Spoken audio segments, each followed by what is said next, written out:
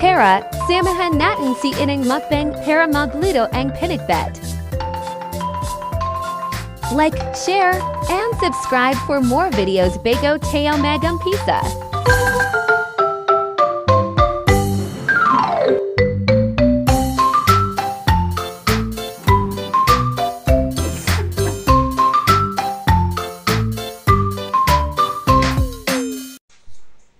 Good morning guys. Ito po guys, magluluto naman ako ng pinakbet. Itong mga gulay guys, galing po ito sa sa Ilocos. Taga Ilocos Norte po yung aking mga bilas at hipag, doon po sila. Marami silang pananim guys. Ayan, pinadalan po nila kami ng mga gulay. Iba't ibang klaseng gulay nila na mga tanim po nila ron. Yan po guys. Tapos ayan, nag-umpisa na po ako maghiwa guys. Ayan, nag-ano na po ako. Ito po yung magiging niya. Yan po yung magiging niya guys, yung pinaka sahog na karne, yung bagnet. Aking bilas, yung kanilang mama nasa abroad po. Auntie Emmy, thank you po dito sa padala nyo. Guys, original na bagnet po to, galing sa Ilocos yan. Kabalot pa sa yan, tara guys, samahan nyo ako magluto. Guys, eto na, na tayo. Susutay ko na tong medyo kakaiba lang to guys kasi lalagyan ko po siya ng kamote. So guys, yan. Yan, kasama na yung luya. Yan, may kaprasong luya yan. Medyo kasing kulay siya nung guys eh. Kasing kulay din siya nung nung bawang. Kaya yan, kasabay na yun.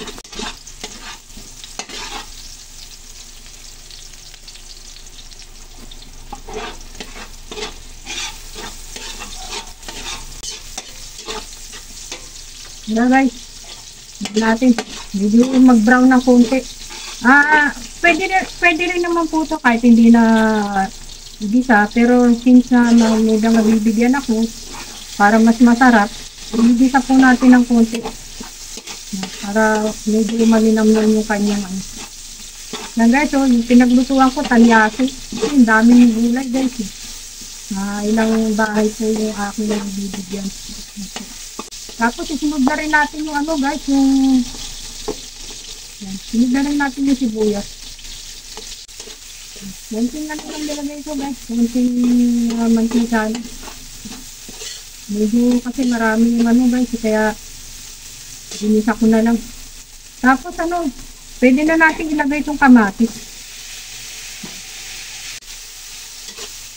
Ilagay na natin.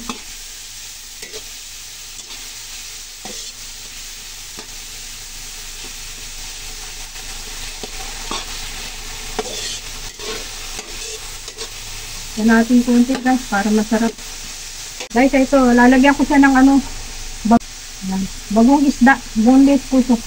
Guys, tawag nila dito sa probinsya baybay. Patakan lang natin ng konti para taman lang kasi may mga allergy guys.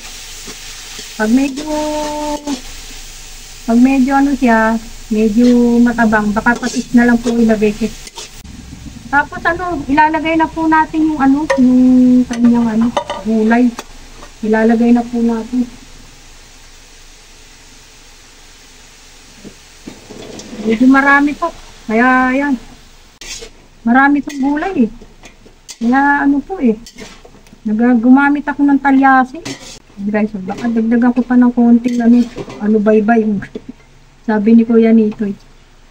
Baybay. Sa amin dito tawag po bagong isda. Ibigan natin ng konti. Konti lang. Para lumambot. Tapos, kukuluan muna natin siya. Para masarap. So guys, ito na naman ako. Yan, makikita nyo ako. Yan. Hi. Parang batang maliit.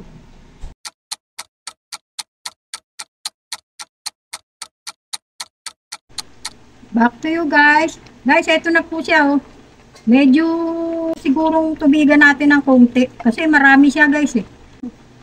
Kumukulo na yan. Para maluto yung guys, yung hagod. Lalagyan ko na, dalawa itong nalagay ko guys. Dalawang Kasi marami siya eh, marami. Yan. Tapos, patakan natin ng konting, ay, sorry. Patakan ko na ng konting patis. Tapos, titikman ko mamaya kung anong ano. Yan, konti lang muna. Kasi nilagyan ko na siya ng ano guys, ng ano, boneless bagoong. Yan guys, oh. Yan, ganyan lang siya guys. Pag ganyan-ganyan lang. Hintayin natin siya ano yung ano niya. Yan, oh. Medyo ano yan eh, bababa pa yan, di pa siya masyadong luto yung gulay sa ibabaw. Tatakpan ulit natin yung mga ano, 3 minutes. Ayan. Hello.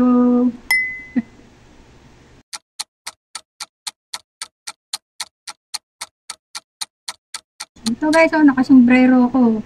Kung kailan matatapos na akong nagluto, tsaka pa ako nagsombrero. Pero okay naman po guys. So, bubuksan na natin yung ano. Ito guys, yung aking nilutong ano.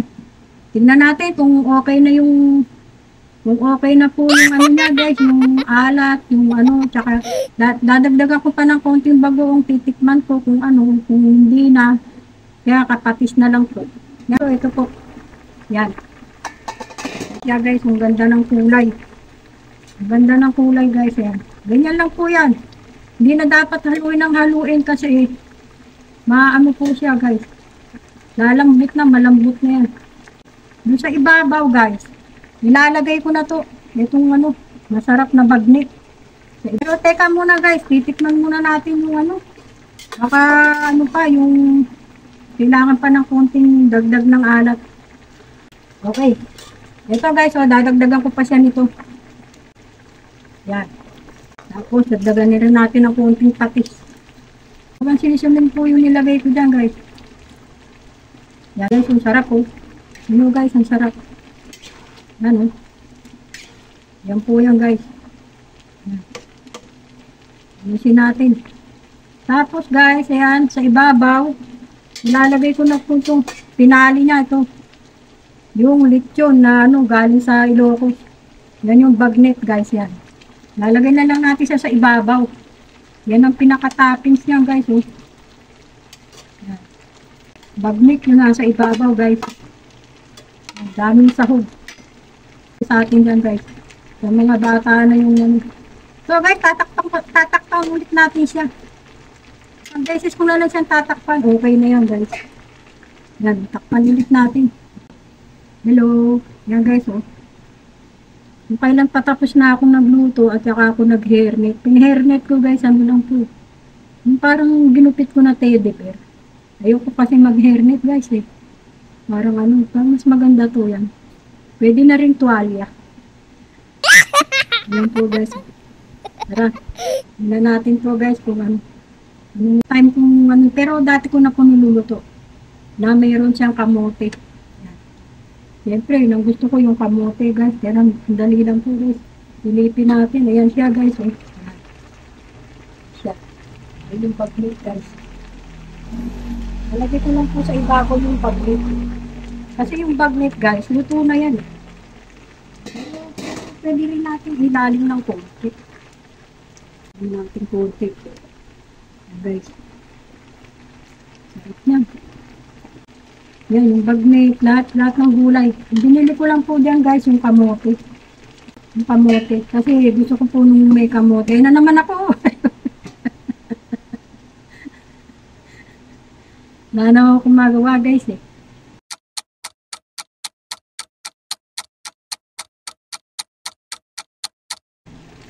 Kaya guys yan, kahit hindi na natin takpan, pwede na siguro. Ating bagnet. Sarap niya guys. Ganyan lang yan. Oh. Yan po yung aking finished product.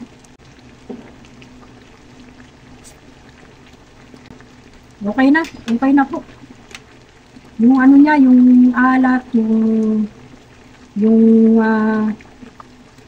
lasa yung pinakaano po nung gulay. Okay na okay po. Yan guys, oh, nakita niyo yung aking finished product na aking niluto ngayon, pinakbit. Galing po to sa ano guys, sa kwentuhan tayo guys. Galing po to sa Ilocos guys, tapos pinikap namin sa Parilas. Diyan po sa may UST. Doon sa Parinas, doon namin pinick up. Tapos meron din po silang binigay sa amin na ano guys, yung longganisa. Ito guys, oh. Totoo yan. Wala na, naubos na guys yan. Sarap po to guys, walang taba. Puro laman lang siya. Maraming salamat po sa lahat ng mga nagtiyaga po. Sana po hindi po kayo magsawa na panonood ng aming channel. Okay, like lang po. Maraming salamat po sa lahat po ng mga OFW na lagi po silang pumupunta sa aking channel. At saka din po yung aking mga kasama rin po dito sa Pilipinas ng mga kapitbahay natin. Salamat po sa inyo. Nanonood ng mga yung ating mga kasamang mga nagbablog din po. Maraming salamat po sa inyo. Ito na po yung aking finished product. Maraming salamat po.